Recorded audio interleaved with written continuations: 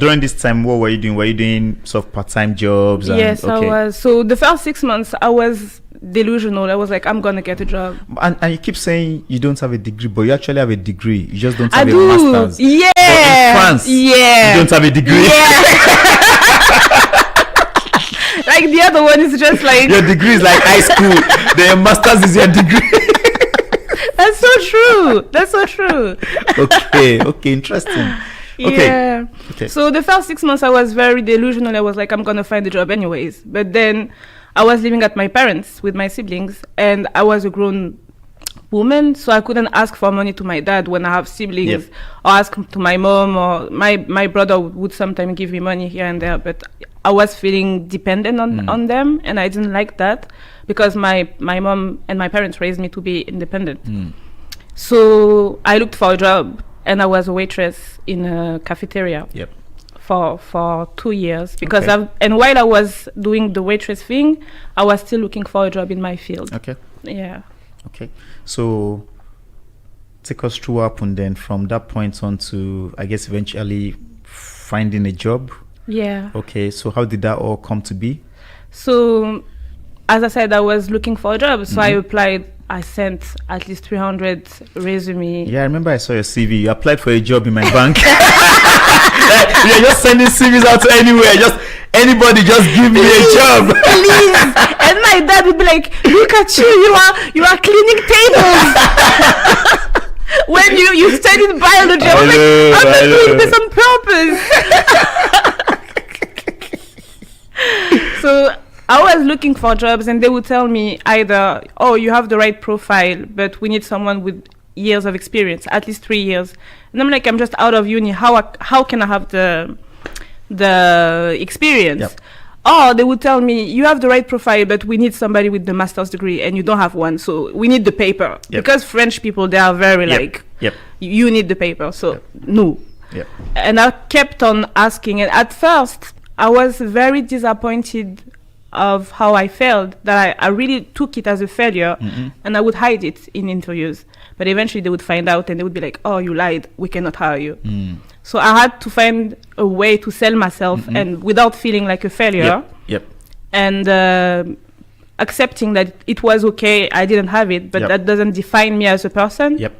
So because I went to so many interviews, I managed to sell myself and get more across the World Wide Web, on your mobile devices, on social media platforms. This is Jambo Radio! www.jamboradio.co.uk. We are multilingual. We are conversational in the languages you best understand. We are Jambo Radio! Jambo Radio, inspiring transformation.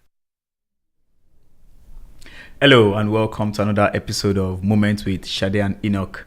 My name is Enoch and I'm here with the amazing one and only Joshua Adeyemi, the man from the mountain. Joshua, do you want to quickly introduce yourself? It's a pleasure being here today.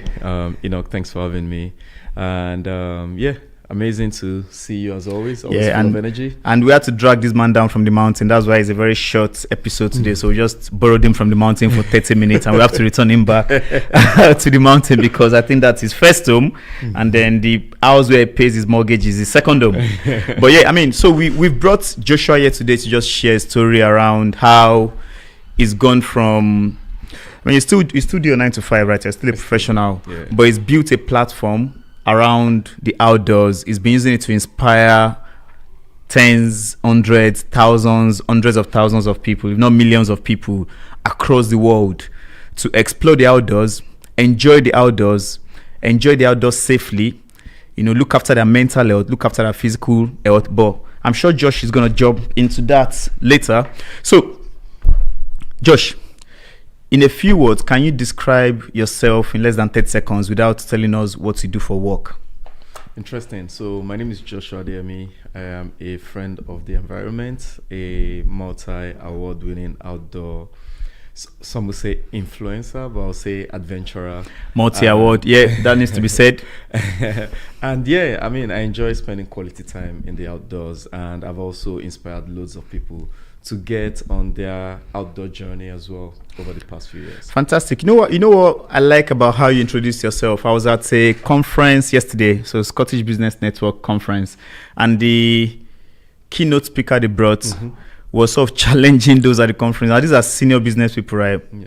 A lot of successful people, to be more confident about introducing themselves and not be ashamed to talk about their achievements, which is what you've just done. You know, you said you're multi-award winning, you're influencing people, because he said he's an American, right? Yeah. And he said whenever he comes to Scotland and he's speaking to people, they always try to sort of play down what they've done and who they are, rather than sort of say what they've done or even blow it up a bit the way the Americans will do. So maybe for the next year's conference, you should be the one they invite to sort of inspire the nation. So tell us your journey quickly. So from your accent, it sounds like you're not born in Scotland, if I'm not wrong.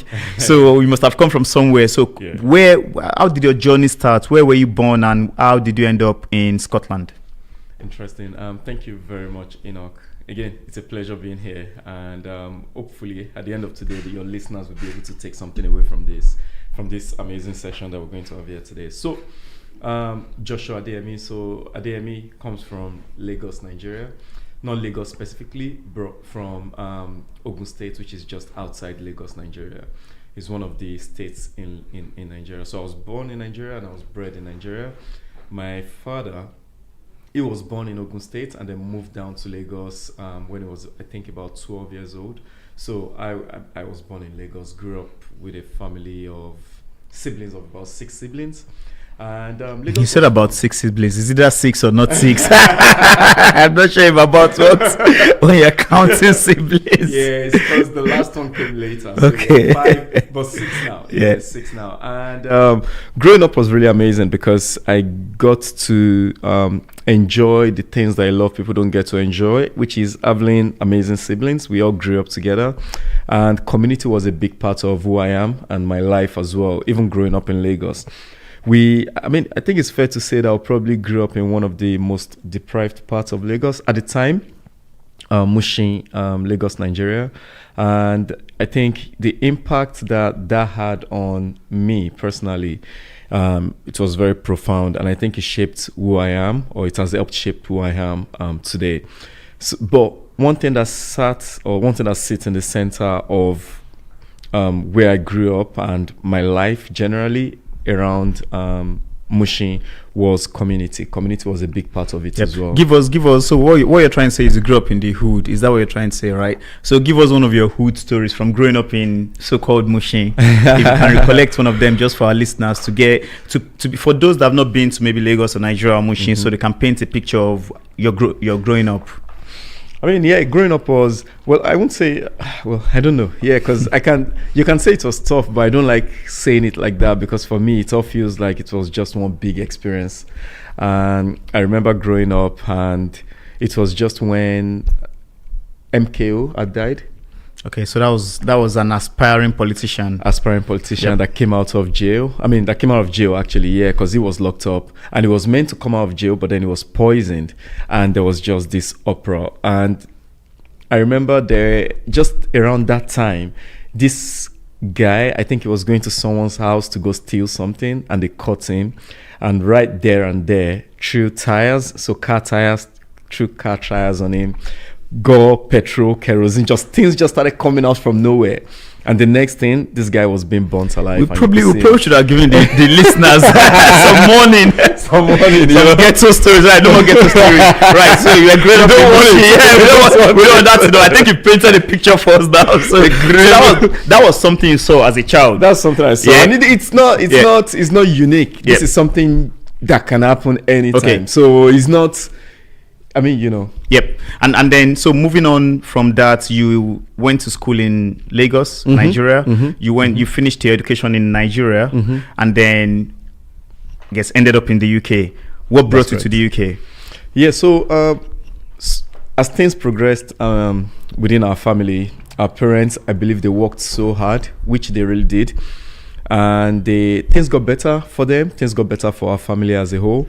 And they were able to send us to decent schools. So they sent one of us to the UK And thankfully, I had the opportunity to come visit. I think at this point, we should probably let the listeners know. We should probably let the listeners know that Josh is my sibling. Josh is my brother. So maybe it's okay for you to just refer to me in your story if you need to, just make it easier. I see you're processing your thoughts. So yeah, go ahead. Yeah, so Enoch was sent to the UK and to study, but I did my study in Nigeria. So I was always coming over to the UK to visit Enoch. And I remember, I think the first time I came was 2005. 2000 feels like forever. It feels like ages ago now. 2005, first time I visited Enoch. That was 20 years ago. That was a long time ago. First time I visited Enoch was in Liverpool. And it was an amazing time. I remember that was the first time I saw snow, because Enoch had to come wake me and my little sister up, wake us up in the middle of the night, like, oh yeah, it's snowing, and it was such a wonderful experience. But those moments, of course, stay with me for the rest of my life. Anyways, so as Enoch was moving cities while he was studying, so I believe he went to do, you came to do your master's in Stirling, and then finished your master's, and then came down to Edinburgh. So while you were moving to all those places, I was always visiting you, and Edinburgh was the special one. So came to Edinburgh, came to visit you. I really loved it, and I believe a few years later, I decided to move up to Edinburgh as well. Fantastic. So by early 2010s, you moved to the UK, right? And before coming, you're already working in Nigeria. Am I correct? Yeah. So you came to the UK. I guess transitioned into the work environment in the UK. Well, not straightforward. Not straightforward. That's a story. That's a story for another day. That's a story for another day. I won't want to sky the whole. Yeah. That's a story for another day. Yeah. But I mean, so because we're focusing more on your outdoors journey, like how Tales by Josh and how you were able to build the community you've built, how that came to be, right? So came to the UK. I mean, you grew up in Nigeria, mainly Lagos. I don't remember. I don't think there are mountains in Lagos. Came to the UK, ended up in Scotland, in Edinburgh. So do you want to tell us, as quickly as you can, sort of the key moments you remember about how your outdoors journey began? Excellent. Yeah, because thank you, Enoch. The first time I visited Edinburgh, I remember arriving and I saw trees. I mean, it's interesting because I think maybe the parts of Liverpool that I visited, or the parts of Stirling that I visited, or how I visited those places, or maybe just I wasn't tuned in. Yep, you didn't switch on to notice those things. Switch on to notice those things. And when I came to Edinburgh, I realized that, oh wow, like I saw these trees and everything was just perfect. And at the time, I didn't know people actually look after those trees. I was like, wow, these guys are so blessed by God. Like, see the way the trees are just aligned perfectly. Things just work. I was like, things just work. It wasn't until later that I realized that, okay, people actually do look after those trees. But when I arrived here, I was lucky, or I was fortunate to have learned about the right to roam, which is the Land Reform Act that they have here in Scotland, particularly here in Scotland. So I think I read about it. I must have read about it somewhere, because again, at the time when I arrived, I wasn't working. So I had loads of time on my hands. And I read about that. And the Land Reform Act is the act that gives you it gives you a right to roam responsibly. So it's a right to responsible roaming in Scotland with regards to the outdoors. So during your, should I say, jobless days, all you were doing was reading Land Reform Act. Yep. I guess hey, this is an inspiration to those of you that are still looking for work. You never know. Just Google Land Reform Act, because it got Josh here. But then on a serious note, that's why I tell people that are still maybe looking to move to the next level, or looking for something, the next step, right? And I'm like, try and make the most of the current step, because there are still some benefits in the current step that when you get to your desired step, you lose. So in your own case, you had time. I had time. And it's like, how do I make the most of this time that I have? Because once I get a 9 to 5 or whatever, or shift, I don't have time anymore. Exactly. But anyway, I'll let you continue. Yeah, so I found out about that. I read about it, and I found it, it was fascinating. I was like, wow, because based on where I came from, there was no right to roam or anything like that. Even I grew up in Lagos, so there was nothing about the outdoors. I remember we used to go to my father's village, which was just about an hour, 30 minutes away from Lagos at the time. It was lush, it was green. And I remember I used to feel very happy there. I was always very happy. But then I thought, I was a child, I was on holiday, that makes sense, I was free. Yeah, of course I was happy. But it wasn't until I began my outdoor connection, because I knew that rights that I had, I wanted to take full advantage of it. Then I went out, I started exploring locally around Edinburgh, the Union Canal, we'll go to the meadows, we'll go to Atterseat, and that was with you as well and our friends. And we'll do all those little connection. And it wasn't until later that I realized that, okay, this is actually benefiting my physical and mental well-being, because I didn't know about the benefits that were attributed to spending quality time in the outdoors. You know, when you're outdoors with your friend, you're breathing fresh air, of course, you are engaging in physical activities, and of course, you're bonding with the people you're with. So either you go solo or you go alone, there's always something there for everyone. So that was how my outdoor, should I say adventures, or should I say experiences began? Okay, yeah. Okay, and I guess that sort of played on for a few years, because I know your story, so I'll just be putting some key moments in there. Then I think that takes us up to, I guess, during this point as well, you eventually got into a professional role, eventually, and that took up your time. You got married. I guess children came along the way. Then Absolutely. COVID happened, right? COVID happened. So I think that was a pivotal moment in your journey. So do you want to tell us what happened in that sort of 2020 period onwards? Yeah, thanks, Enoch. So, 2020, even before 20, so there's this thing in Scotland. I'll just run it back a little bit very quickly. So there's this, mountains in Scotland that are above 3,000 feet, they are called Munros. Okay. And Munros, so they are mountains, but they are called Munros because they are mountains over 3,000 feet. And I remember when I was doing, should I even say my first job? When I eventually got a job, I remember when I was doing that, I met this lady. She was Polish, so an immigrant like me. So I think within the place of work, we sort of had that rapport, because we were both immigrants compared to everyone else. And she mentioned to me, because she knew that I love walking, because she had a Labrador, a chocolate Labrador, very beautiful dog. She knew I loved walking and exploring the outdoors, and she said, "Oh, there's this place you need to go to. It's called Loch Lomond, and if you're fortunate enough and you have time, there's this little hill just next to it, you can climb it." And I was like, "Oh, okay." And she told me that, "Oh, you need to be careful though, you need to be prepared," and all that stuff. And I went on, booked in time, climbed that, and the feeling was so... Do you remember the name of the hill by any chance? So yeah, the name of the hill was Ben Lomond, because it's sitting just right at the feet. Not that little, is it? Yeah, exactly. Yeah, it wasn't that little, but I think at the time, because she's Polish, so God knows what they climb in Poland. So maybe they climb bigger mountains, because of course they always say, Europeans always say these mountains in Scotland are small. So, but for someone like me, it wasn't particularly small. But then I won't say it was difficult, because I was young and I was physically fit. So that energy was there, and I was discovering something new. I was exploring. We had a good day. Weather was perfect, and so that was how I started looking at climbing bigger mountains, or bigger hills here in Scotland, because the views that you get and that feeling that you get when you get to the top you can't compare that to anything else. And there was no major climbing. So when I'm saying climbing mountains, it's not like, most mountains in Scotland, you could literally just walk. So they have like good paths, because they have people that look after them. So you could literally just walk up to these mountains. So when I'm saying climbing, just start thinking, I'm hanging off a mountain. No, you could just walk up the mountain. Some of them you could go in trainers on a very, very good day, if you're sure it's a good day, and just your general usual clothing.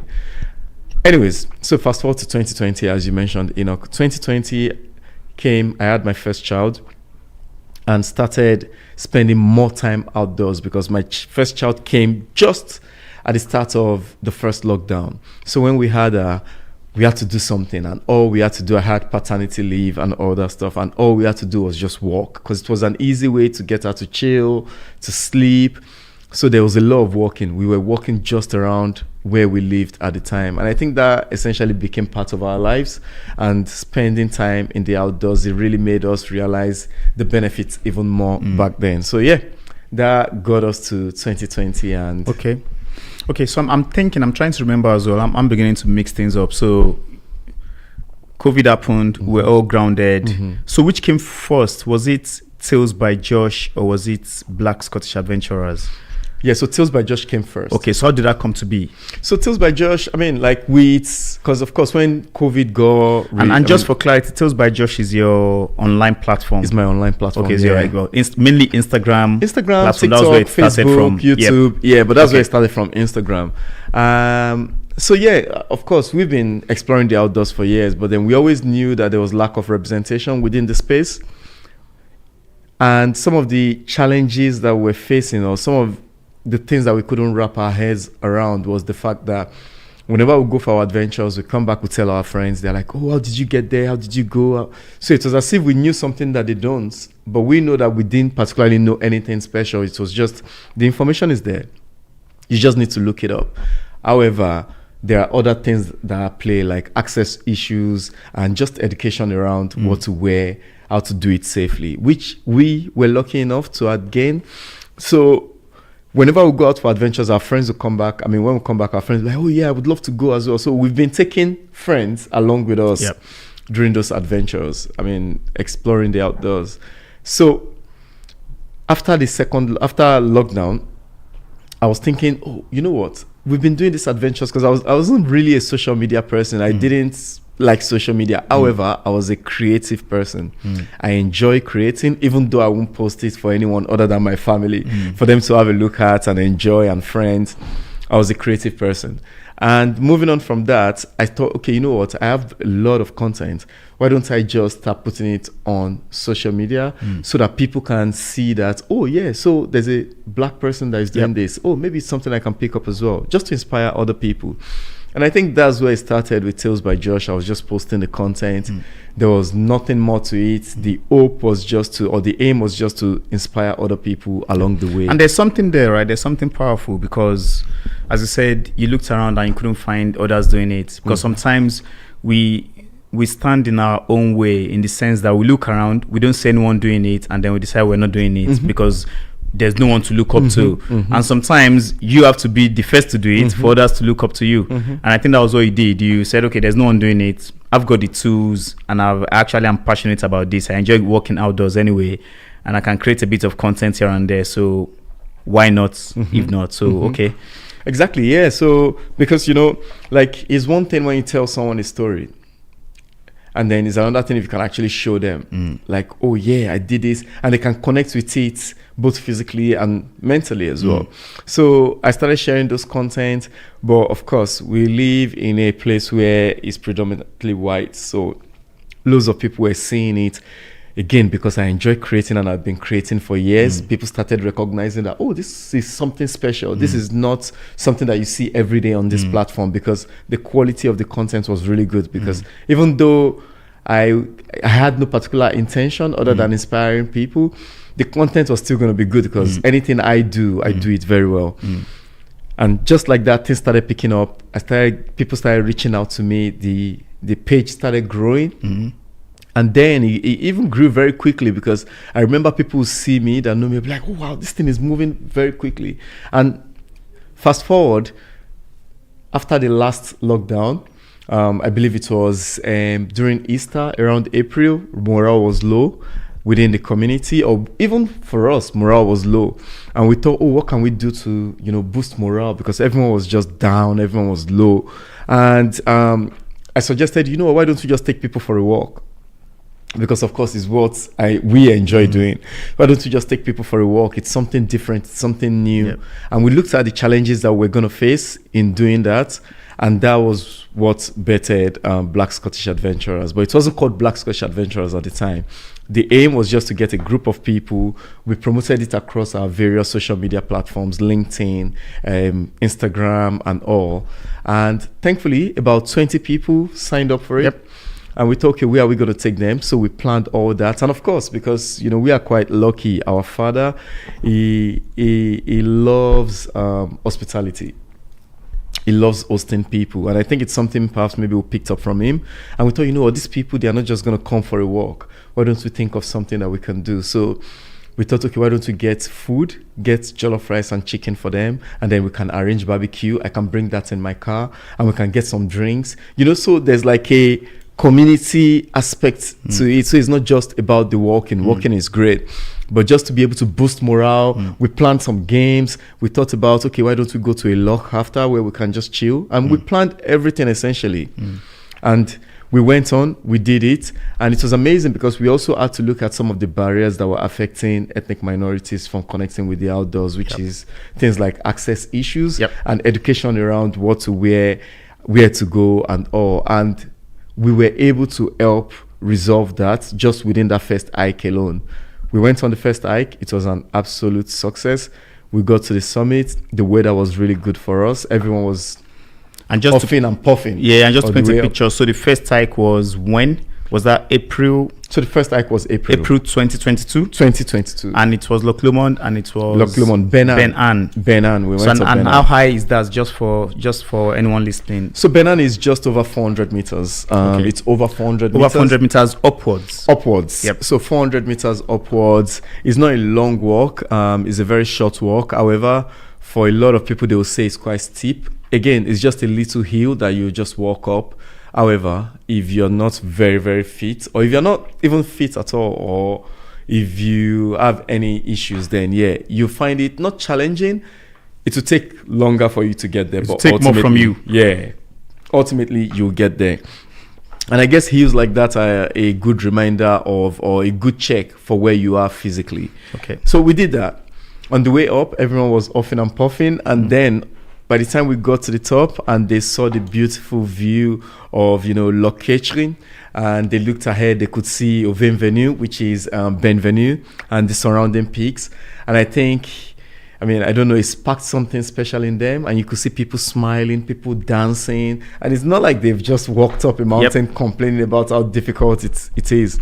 But I think that really sparked something in people's hearts, and for a lot of them, they've not been at that elevation ever before. Exactly. And so just to paint a picture of the journey you've been on since the first time you took up adventure, the first time you went on your long walk or your first mountain, to now February 2025. So for our guests listening, paint a picture for us where Tales by Josh is and where Black Scottish Adventurers is. Excellent, thank you. Yeah, so I can't. It's always fuzzy now. I think because it's interesting, because when I launched Tales by Josh, there was no specific plan. It was just, let me start sharing this content with the hope that it will inspire people. So to be honest, I can't even remember if it was 2021. I think it must have been 2021 or 2020, but I'll lean more towards 2021. And so from 2021 till now, Tales by Josh has grown significantly, and through Tales by Josh, I've been able to inspire so many people around the world, not just in Scotland as well. And I've also been able to spread the good word around, particularly here in Scotland, the benefits of, connecting with nature and the access rights that we have here.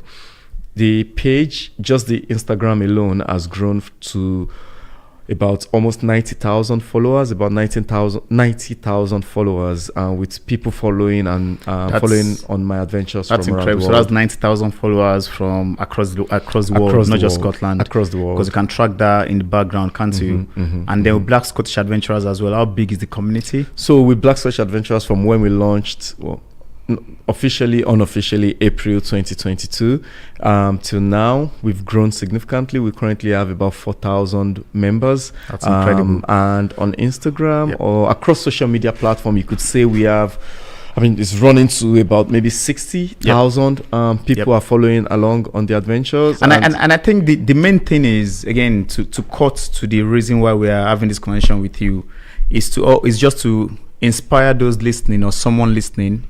When you took your first adventure, when you posted your first video or picture on your social media, I guess the kits and the gadgets you have now, you didn't have them then. Absolutely. You used what you had. You didn't specifically go out of your way to buy something new. I couldn't even afford it. You couldn't, because most times when people want to start something, they start blocking themselves mentally, like, I don't have that. I need to have that before I can start. So I think it's that thing around, start from where you are and then grow from there, because you are testament to that. I'm sure you have just about all the gadgets. You brought some here with you as well. You have just about all the gadgets now to go into the mountains, to film in the air, to film underground, to film under the water, because you've built that over time. And there's a tradition we have here where a guest leaves an advice for the next guest without necessarily knowing who they are. So unfortunately, the last guest didn't leave an advice because she's not finished her segment. She's still coming back for a take 2. So what advice, with everything you've learned, with your own life lessons and what has happened to you, what advice do you have for our next guest? I mean, for our next guest, I would just say, and for the listeners as well, I would just say, just start. Okay. Just start, because there are loads of challenges that you can, or loads of obstacles that you can think of when you want to start that will definitely hinder you from starting. But if you can just start anyways. I think if we didn't tell anybody that you're my brother, I think with that, what you've just said, we'll be like, those guys are brothers. Because that's something I always say, I'm like, just freaking start, just go for it. There will never be a perfect moment to start. There will never be an ideal moment to start.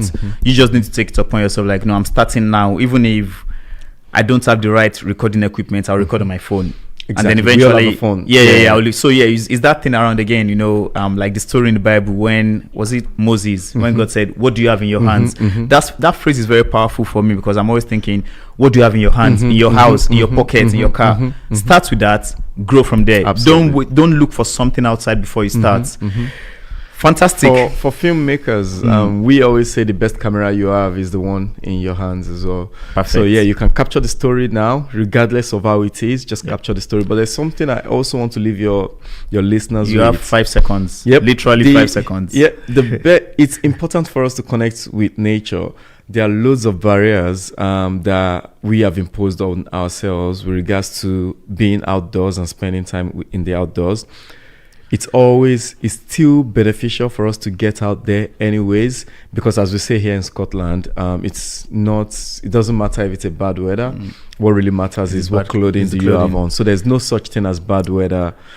It's all about your clothing. So don't stick yourself in the house when it's winter, when it's spring. Come outside, get good education, get good clothing, and make the most of it. Make the most of it. Thank you very much. A lot of lessons from there. Make the most of it. Start where you are. Do what you can with what you have. Thank you all for listening to us. Thank you for joining us in the studio, Josh, coming all the way from the East Coast to the West Coast to join us. And hopefully, for those of you listening, you've enjoyed the session. Join us again next week when we bring on our next guest. Until next time, have a lovely evening. Bye now.